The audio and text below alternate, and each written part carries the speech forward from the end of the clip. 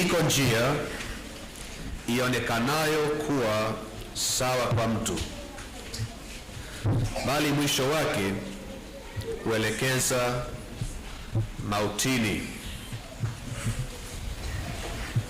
Hata yule aliye mdogo zaidi ambaye amefika hapa siku hii ya leo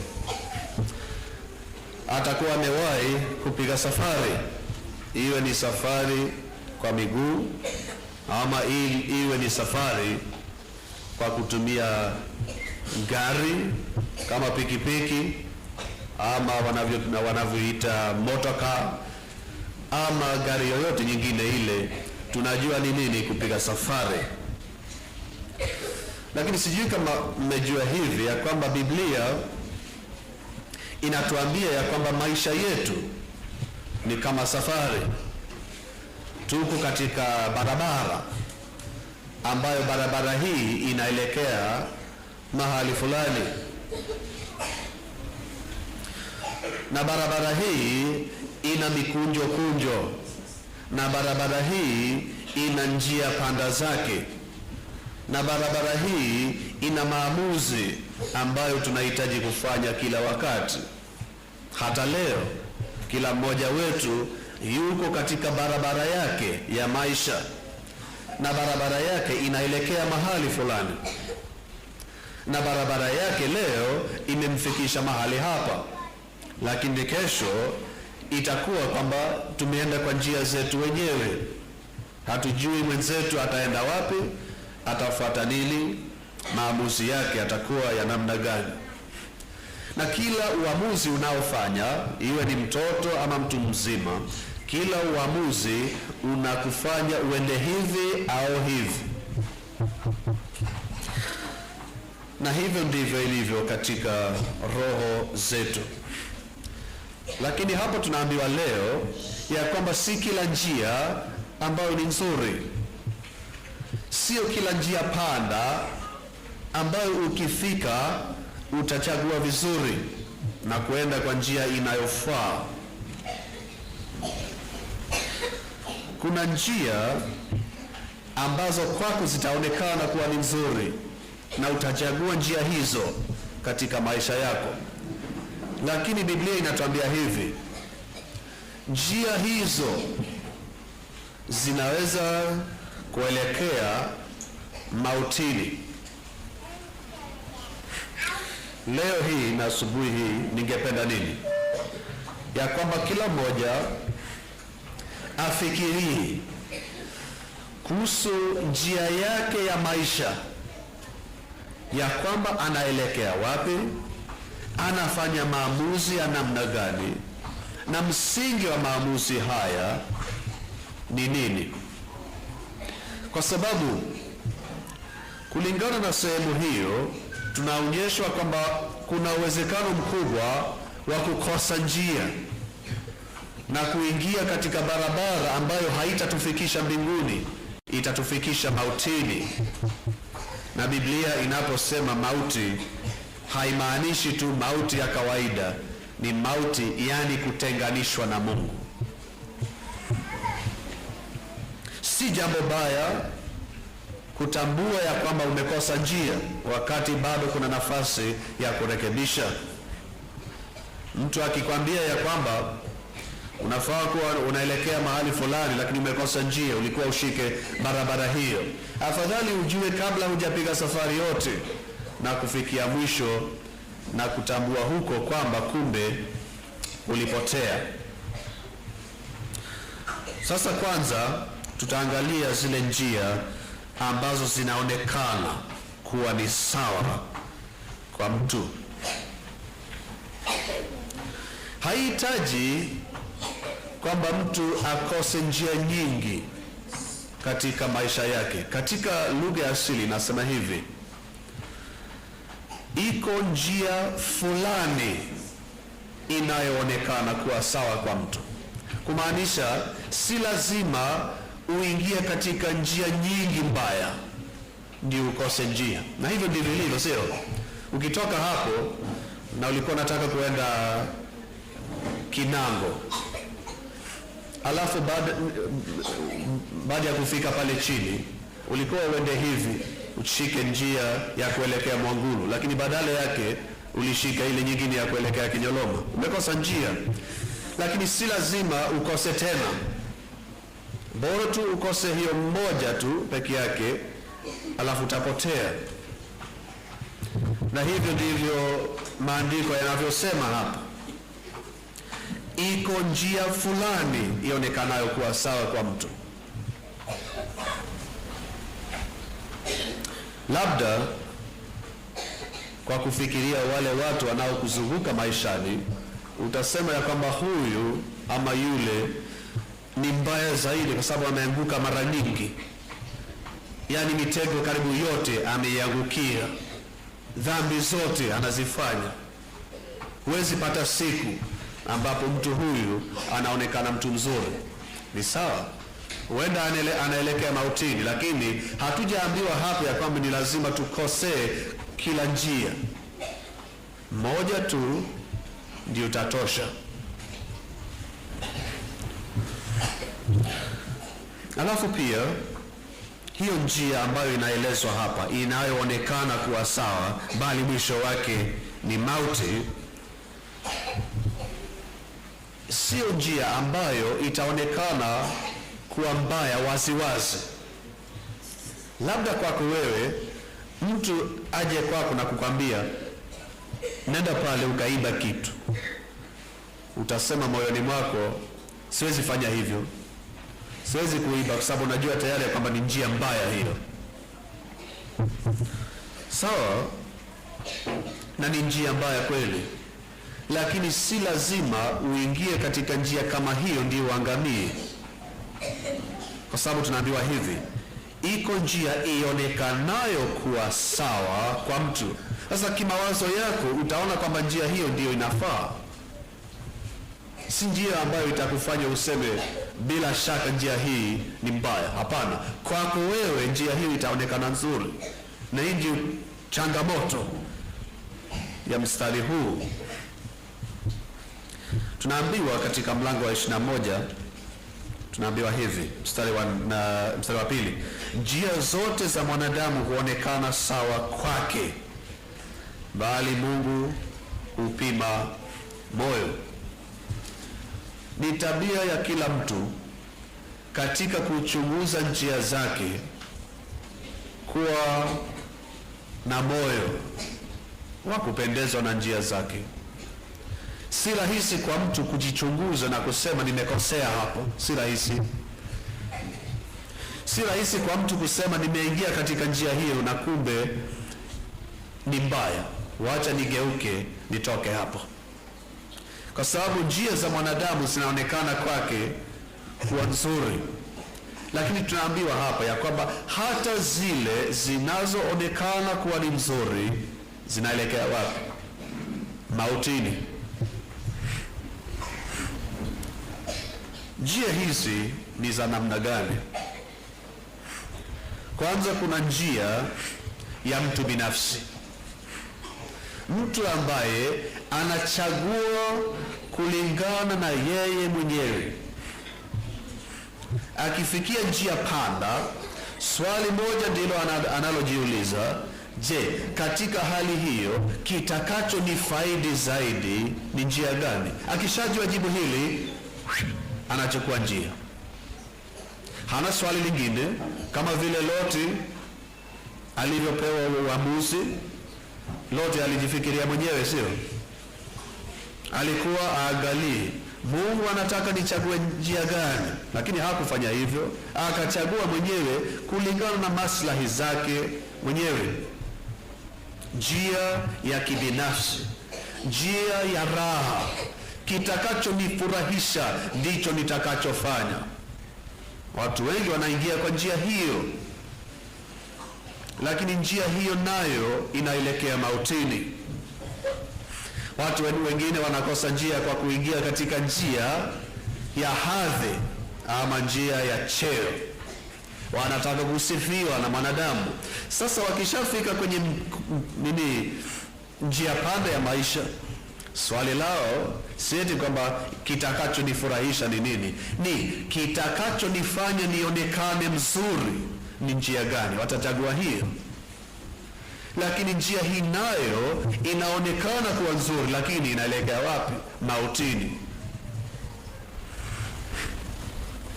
Lakini baadhi ya njia hizo utapata kwamba wengi wanafanya hivyo. Kwa mfano, njia ya kibinafsi.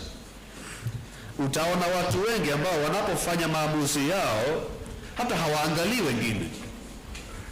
Ndiyo, nikipata hiyo kazi itakuwa nimemshusha huyu mwenzangu chini, lakini afadhali nipate kwa sababu ni mimi.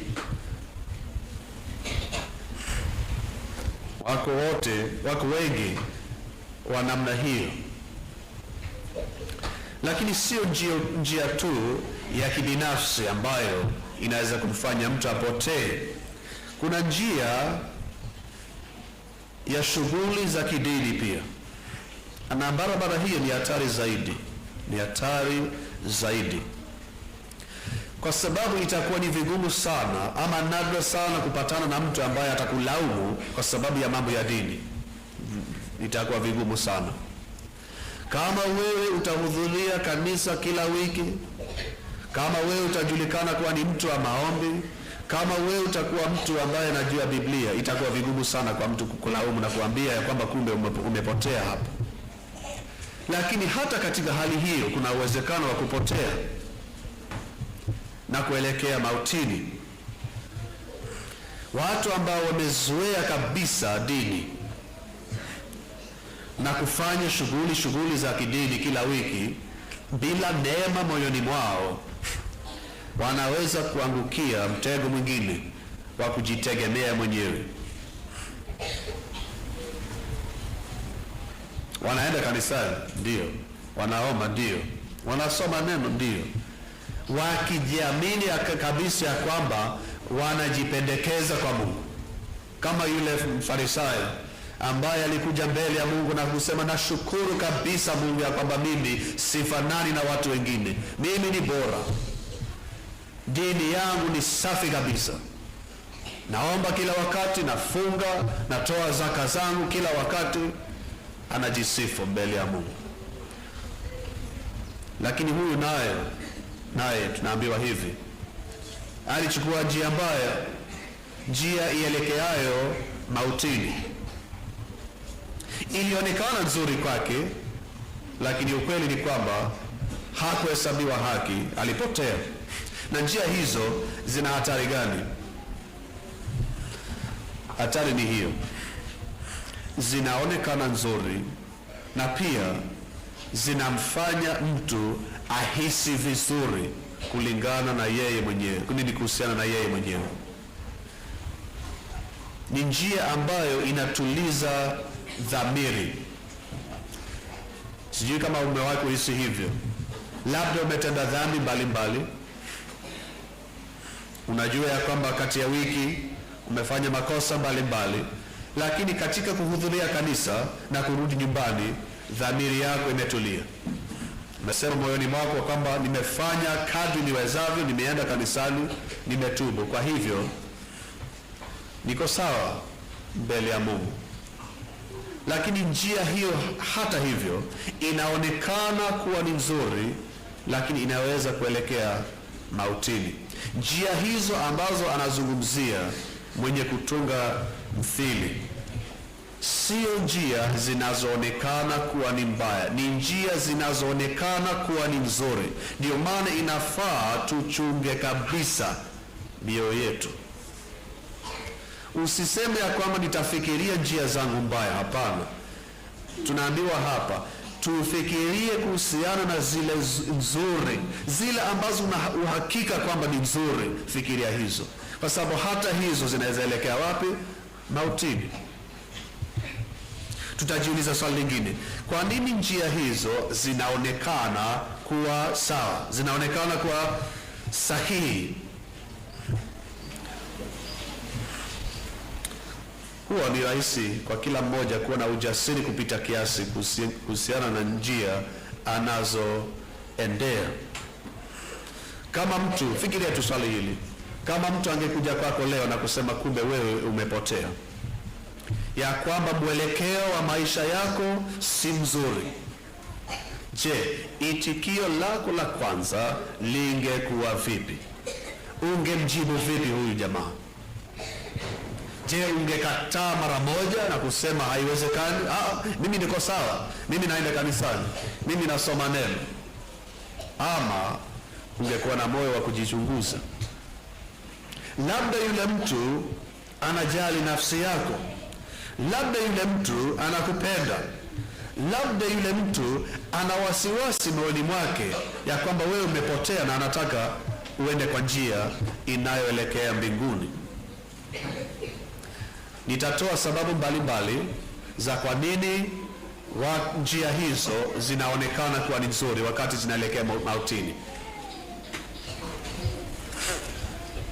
Sababu ya kwanza, baadhi ya barabara hizo ama njia hizo ambazo watu hutumia zina wasafiri wengi juu yao. Njia zenyewe ni pana, zinabeba watu wengi, na kwa hivyo zinaonekana kuwa sawa. Kuna hatari hapo. Labda utasema sioni watu wengine ambao wanakiri dhambi zao, na kwa hivyo mimi sitafanya nini? Sitazikiri. Lakini je, itakuwa ni usalama kwako kufuata wengine kama wale wote wamekosea? Utakuwa umejiletea lawama. Si lazima njia iwe sawa kwa sababu ina watu wengi, na si Biblia inafundisha hivyo katika mfano ule wa njia pana na njia finyu. Tunaambiwa njia ni pana ielekeayo motoni, lakini njia ni nyembamba ielekeayo uzimani. Kumaanisha nini? Hakuna watu wengi katika njia hiyo. Usifuate njia kwa sababu ina watu wengi. Watu wengi ndio wanaelekea mautini, watu wengi hawaelekei mbinguni. Sasa ukifuata wale wengi utaenda wapi? Motoni. Iko njia ionekanayo kuwa sawa kwa mtu, lakini usiseme kwamba nafuata wengi ili niwe sawa, wakati Biblia imesema watu wengi haumaanishi ya kwamba uko sawa. Baadhi ya barabara hizo ambazo watu wanapitia hazihitaji mtu afikirie sana na kuuliza maswali yenye kina, lakini njia hizo zinashughulika tu na mambo ya kimaisha, na kwa hivyo zinaonekana kuwa sawa. Watu wengi wanapotea kwa njia hiyo. Hawakatai kwamba kuna Mungu, lakini hawataki kufikiria kuhusiana na maana ya maisha. Hawataki kufikiria kuhusu Mungu. Wanataka njia ya maisha ambayo haitawasumbua, njia ya maisha ambayo itawalisha, njia ya maisha ambayo itawapatia afya njema. Kuna video ambayo nilikuwa naangalia wiki hii kuhusiana na nyoka mbalimbali, na kuna nyoka ambaye hapatikani katika maeneo haya, lakini anafanana na yule ambaye tunamjua kwa ni moma, yule mnene kabisa ambaye anauma haraka haraka. Sasa huyu nyoka ana tabia mbaya. Haendi kutafuta watu ama hata kutafuta wanyama wengine,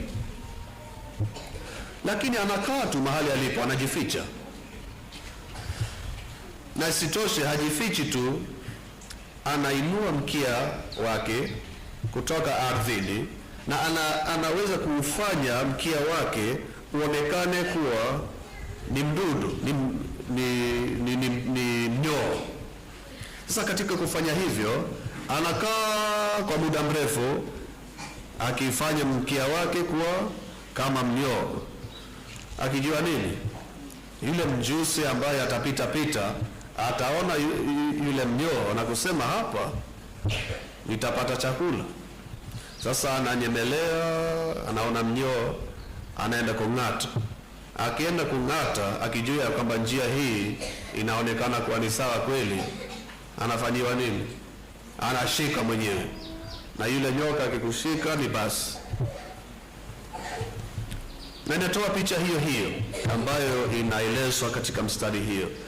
Iko njia ionekanayo kuwa ni sawa, lakini mwisho wake huelekeza mautini.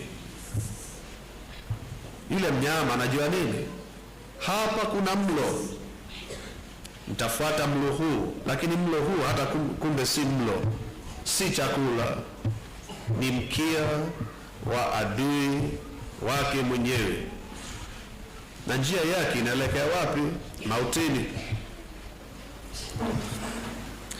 Sababu nyingine, baadhi ya njia hizo zimewahi kukanyagwa na marafiki zetu na familia zetu, mababa zetu, mama zetu, na kwa hivyo tunasema nini? Njia inaonekana kuwa ni sawa. Baba yangu alifanya hivyo, mama yangu alifanya hivyo, hata wazazi wangu wote, familia yangu yote wanafanya hivyo. Na kwa hiyo njia inaonekana kuwa ni sawa. Lakini je, hakuna wazazi wabaya? Hakuna wazazi wanaowapotosha watoto wao? Hakuna wazazi wanaowafundisha watoto wao kuiba na kudanganya na kusema uongo na kufanya yale yote ambayo Mungu anakataza? Hakuna hata mmoja mzazi ambaye ni mkamilifu. Sasa ukifuata mzazi wako kikamilifu, huenda utapotea njiani. Baadhi ya njia hizo zinazoonekana kuwa ni sawa zinapata sifa na makofi ya wanadamu, na kwa hivyo zinaonekana kuwa ni sawa. Labda wewe utajua, nikifuata njia hiyo watu watapiga makofi vizuri, watasema huyu amechagua vizuri.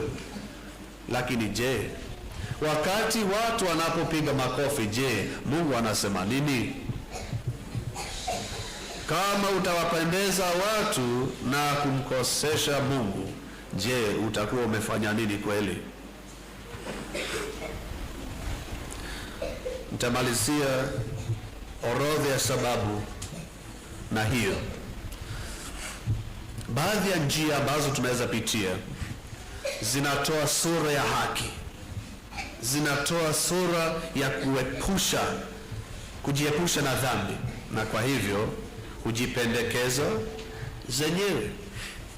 Labda wewe utasema hivi, ndiyo, njia nyingi ni mbaya, lakini njia ambayo unafuata mimi ni nzuri, kwa sababu ni njia ya kujiepusha na dhambi. Najaribu sana kujiepusha na dhambi, sitendi dhambi kadri niwezavyo, alafu isitoshe najaribu kufanya yanayompendeza Mungu. Sawa. Njia inaweza kuonekana kwako kuwa ni nzuri, lakini hata hivyo inaweza kuelekea mautini. Jambo hili peke yake, ya kwamba njia zote isipokuwa moja zinaelekea mautini, inafaa kutupatia tahadhari kubwa sana. Yaani tukanyage pole pole, tusifanye maamuzi haraka haraka. Mmejifunza kuhusiana na Loti ambaye alifanya chaguo baya, lakini labda hamjafikia mwisho wa hadithi hiyo. Labda wiki ijayo mtasoma habari zake. Lakini Loti na chaguo lake lilikuwa na matokeo ambayo yaliishia katika kifo. Sio kama mmejua hivyo. Alichagua kwenda katika mahali ambapo watu waovu waliishi, kwa sababu alitaka kufuatilia maslahi zake mwenyewe. Na pale pale mke wake alivutwa sana na utajiri na mali. hivi kwamba ilipofikia wakati wa Mungu kuangamiza miji ya Sodoma na Gomora, mke wa Loti hakutaka kutoka. Alitoka, alafu wakaambiwa wote wasiangalie nyuma, lakini moyo wake ulikuwa bado katika mji ule, pamoja na utajiri wake na mali yake yote. Na kwa hivyo alipotoka akatazama nyuma, akawa chumvi, ni nguzo ya chumvi. Sasa chaguo la Loti lilikuwa na matokeo ya kina. Mke wake alikufa kwa sababu ya chaguo lake. Njia inaweza kuonekana kuwa sawa kwa mtu, lakini mwisho wake ni mauti. Hatari kubwa ambayo inafaa tufanye tufikirie sana. Uamuzi mmoja wa kibinafsi bila kumtambua na kumtafuta Mungu unaweza kuishia katika mauti. Kuna mwingine, yule Hamani, ambaye aliona kuna njia inayofaa, ilionekana kwake kuwa nzuri. Kuna huyu msumbufu Mordekai, hamheshimu, anasema na anastahili kuheshimiwa, na huyu Myahudi hawezi kupiga magoti mbele yake. Sasa Hamani anasema nini? Anaenda kwa nyumba yake akiwa na hasira, na familia yake inampendekeza njia. Wanamwambia hivi, si ungetengeneza kabisa kifaa kirefu ambacho mfalme atamning'iniza yule jamaa ili shida hiyo iishe? Akaona nini Hamani? Ya kwamba njia inaonekana nzuri, hiyo shida nilionayo ya huyu msumbufu itaisha tu, akifa itakuwa shida imeondolewa. Lakini mwisho wa siku aliyekuwa ananing'inia pale juu kwa shingo lake ilikuwa ni nani? Yeye mwenyewe. Njia ilionekana kwake kuwa ni nzuri, lakini mwisho wake mauti. Ni njia ama ni jambo la kutisha kupoteza njia, lakini ni mbaya zaidi kwa wale wanaowapotosha wengine na kuwaelekeza watu katika njia zinazoonekana kuwa ni sawa, na kumbe zinaelekea kuzimu. Usitafute katika maisha yako yule mtu atakaye kubembeleza na kukwambia kwamba njia zako ni nzuri sana kupita kiasi. Mtafute yule mtu ambaye atakwambia kweli. Iko njia ionekanayo kuwa sawa kwa mtu, bali mwisho wake uelekeza mautini. Tutamalizia kwa kuangalia njia moja iliyo tofauti. Hizo njia zote ambazo tumepitia zinaelekea mauti. Si ngumu kwako kupotea katika njia ya maisha, si ngumu kwako kuishia kuzimu, ni rahisi. Lakini iko njia ambayo haionekani kuwa ni nzuri, iko njia ambayo ni nzuri kweli kweli, na hii ndio njia ambayo tunafaa kutafuta. Sio njia ionekanayo kwako kuwa ni nzuri, bali ni njia ambayo ni nzuri kweli. Hekima yako haitoshi, hekima yangu haitoshi. Hakuna busara ambayo itafikia njia hiyo, na hatupaswi kutegemea busara yetu wala ya kidunia.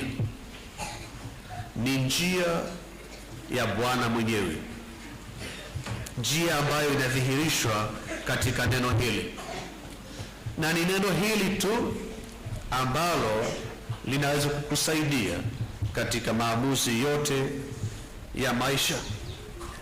Ni njia hiyo tu ambayo itaelekeza dhamiri yako kwa njia inayofaa, na ni njia ambayo Roho Mtakatifu hutumia kutushawishi kuhusiana na ukweli.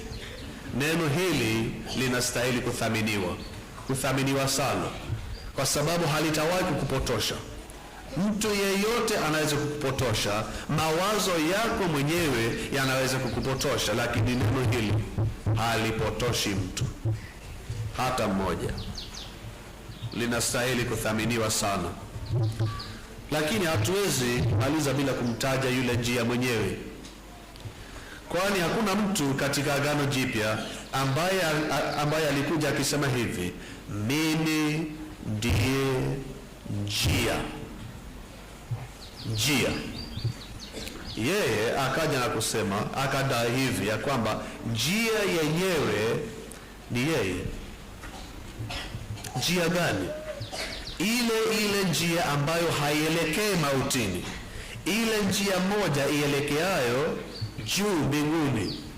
Na anasema hivi, sitoshe, hakuna mtu awezaye kumfikia Baba isipokuwa kupitia kwangu. Kwa kifupi anasema hivi, njia zote nyingine zinaelekea mauti, njia hiyo peke yake, yani kupitia kwangu, ndiyo inayokufaa. Na juu ya barabara hiyo, na barabara hii peke yake, ndio hautawahi kupotea. Ukiwa katika barabara ambayo ni Yesu Kristo mwenyewe, hautawahi kupotea. Haiwezekani. Yesu Kristo anasema nini? Sitawahi kumpoteza hata mmoja. Hata mmoja. Mtu akiwa ndani ya mikono yake hatawahi kumpoteza.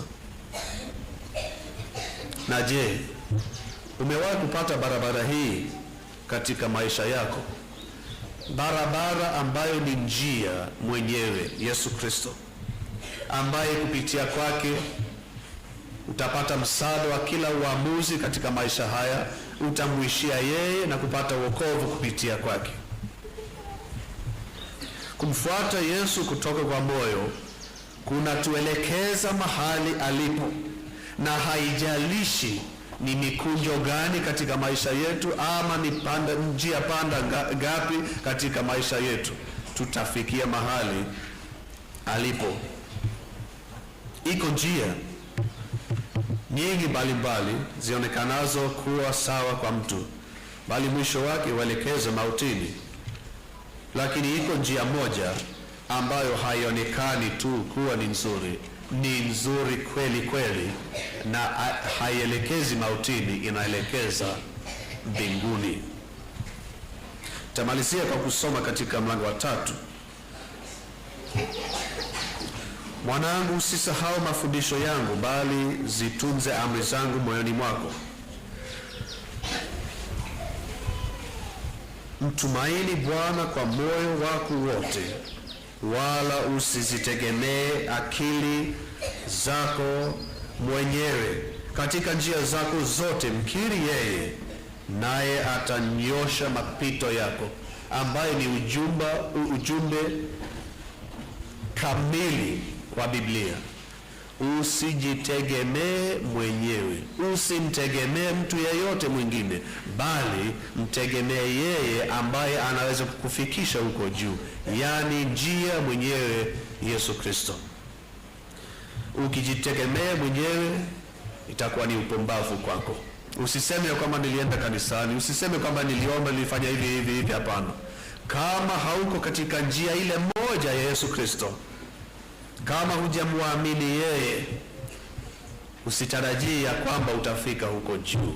Njia tunaambiwa ni moja peke yake ya kufikia kwa Baba, na ni kupitia kwake Yesu Kristo. Iko njia ionekanayo kuwa sawa kwa mtu, bali mwisho wake uelekeza mauti. Alafu Yesu anasema nini? Mimi ndiye njia, kweli na uzima. Yeyote ajaye kwangu sitawahi kumtupa nje kamwe. Nenda kwake, ndio utakuwa umepata barabara ile moja ielekeayo mbinguni. Tuombe.